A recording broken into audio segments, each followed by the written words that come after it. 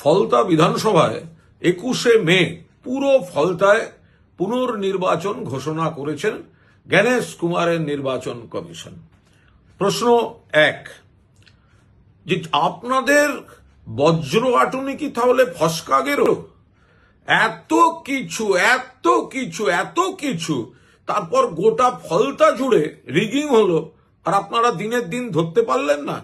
তার 3 দিন বাদে গন্ডারের গায়ে সুড়সুড়ি দিলে 3 দিন পর হাসে। তো আপনাদের কি এত রিগিং হলো যে ডে অফ ইলেকশন ধরতে পারলেন না? প্রশ্ন 2, আপনাদের মুজরো সিংহাম, তো সে তো এত ডায়ালগ, তো সে দাঁড়িয়ে রইল, আর এত রিগিং হলো, তো ওকে আগে সাসপেন্ড করুন। তাহলে ও কেন পার পেয়ে যাবে? ওর অ্যাকাউন্টেবিলিটি কি? 3, এত কোম্পানি, সেন্ট্রাল ফোর্স, সেনা, আধা সেনা, তো তারা গোটা ফলতা জুড়ে রিগিং ধরতে পারলো না।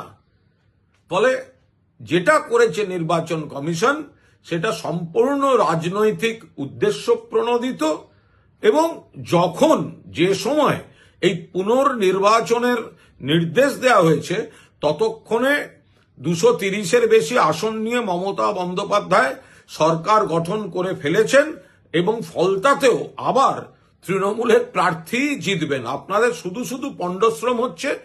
আপনারা যে কাজগুলো করলেন, এবার প্রশ্নের উত্তর আপনাদের দিতে হবে। যদি এত রিগিং হয়ে থাকে তাহলে আপনারা ভোটের দিন রিয়াক্ট করলেন না কেন? মুজরো সিংহাম কি করছিল? এত সেনা, আধা সেনা, সাঁজোয়া বাহিনী কি করছিল?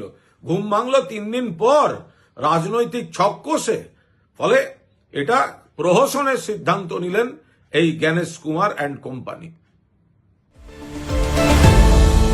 আপনারা দেখছেন এই বেলা বাংলা, শিরোনামে সবার আগে।